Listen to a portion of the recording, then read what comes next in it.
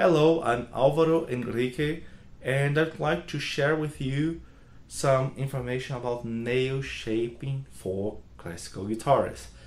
That can be used for guitarists in general as well. Nail shaping became something that interested me when I studied the oboe. Oboe is a wind instrument, a woodwind instrument played with a double reed. It has two schools of playing, the German school and the American school, and what makes those schools different is how the reeds are shaped. There are manuals telling how the reed should be shaped and what kind of cuts, filing that can be done on the reed and which sound they offer. And there are manuals with a lot of pages about this, giving oboists some information on what they should do to get the desired sound. There isn't anything like that on the guitar world.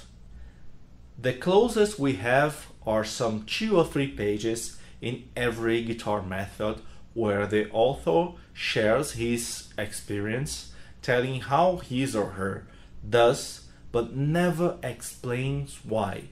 And there are cases where there's contradictory information. For instance, in Alvaro's method, he says that nails should be shaped in such a way and other formats are wrong.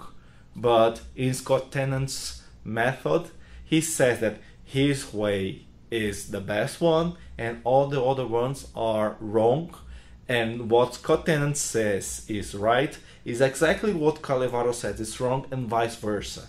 So who's right, who is wrong, and why? They never say that. That's a major problem on nail shaping for guitar. But there is a book which has scientific and good quality knowledge about nail shaping for guitarists that can lead to methods and a manual as good as the double reed shaping manuals for oboists are. It's called Tone and Sound Production on the Classical Guitar by John Taylor. It is out of print since many years, and a second edition is promised for more than 1 decade, and I don't know if there is one. If you do know there is a second edition for this book, please write me, please tell me, because I want to buy it as soon as possible. John Taylor says that one of the main issues about nail shaping is how long the nail should be in contact with the string. The shortest the contact area, the sharper, the more metallic the sound will be.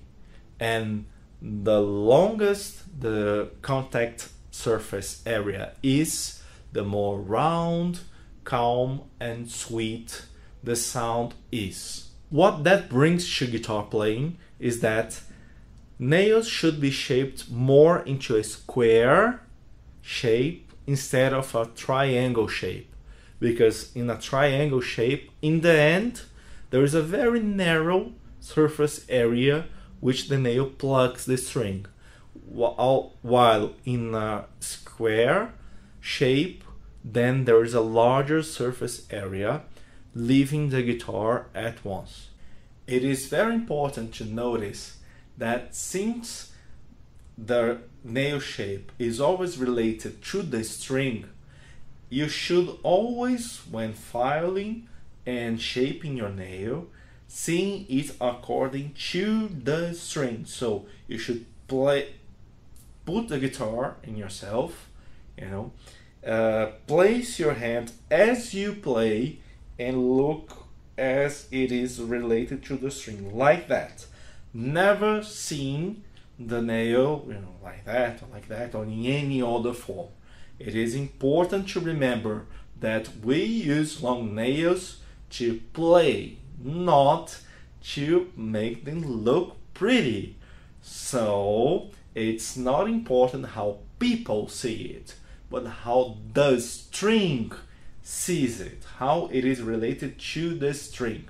So remember, place your hand and look how it is related to the string, never in a different form. It is important to take notice when you say about surface area that in real life it is most important how long it is the less surface area. So there's a problem with the triangle shape. Even if you have a very long nail in a triangle shape, you start playing with a long surface area, then the string is always scratching through your nail, and in the end, if there is a very thin surface area. There are two main problems with that shape. So first, all that time that the string is scratching on the nail, then it gives this sibilant sound, this sh kind of attack. And in the end, there's a very thin surface area, then a very sharp metallic sound. Whereas our nail shape, in which the nail is extremely parallel to the string, no matter how is the angle of your finger to the nail is, in the end it scratches just a very little bit and it goes off immediately with a long surface area. Then it gives this more defined attack sound, this kind of attack instead of this sh. John Taylor also warns us that the nail is a three-dimensional object. So it is important to take notice how the nail shape is also in this other dimension. For example, if there is a very flat nail, then it's very easy to have a long surface area. And a very curved nail has more difficulty, because imagine this is the nail, imagine this is the string, and this is the nail. And there's a very thin surface area, in fact. But if you keep your nails long and take something down, some of this area down, then you enhance the surface area and can play with a larger surface area. But the nail should be a little bit stronger so you can file from under, so there is a larger surface area. In addition to have a stronger and more defined sound, it is important that the string leaves the nail as fast and as strong as possible. And it works a little bit like an arrow and a bow. So when you draw your bow, first, the strength of your arm is much more than the tension on the string. And as you draw the bow, there is a tie. The string tension is as strong as your arm. And the easiest way to have the arrow leave as fast as possible is to make the string win over your arm. If you just leave it here when there's a tie, the string's not winning. If you push to the front, then it's even weaker than your arm. So we have to keep pushing. So the string tension can be stronger than your arm, and then the arrows leaves as fast as possible. To do that on the guitar, there are two things to be done. First is to shape it in a way that the nail is parallel to the string. So when the string leaves the nail, it leaves at once without scratching, without losing energy to a long nail. And also it's interesting to have a micro hole. A micro hole is a tiny little hole in the point where the nail touches the strings first, so that it holds the string a little bit. This micro hole can be done either by just playing, so as you play naturally this micro hole appears, and some people file that micro hole so the nail keeps, you know, playing. But it is important to have this micro hole. You just shape it, you polish, but keep this.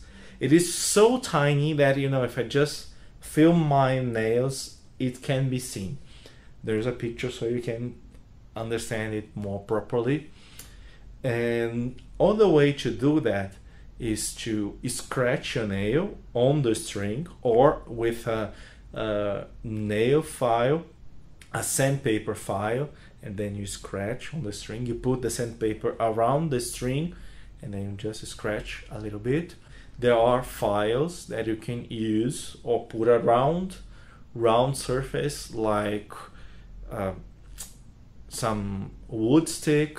Then you just scratch and make this tiny little hole. If you want to receive more information, know more about nails, if you want to share also your ideas about nail, tell how you shape and file your nail, please write below and subscribe to the channel. Also visit my website for more content.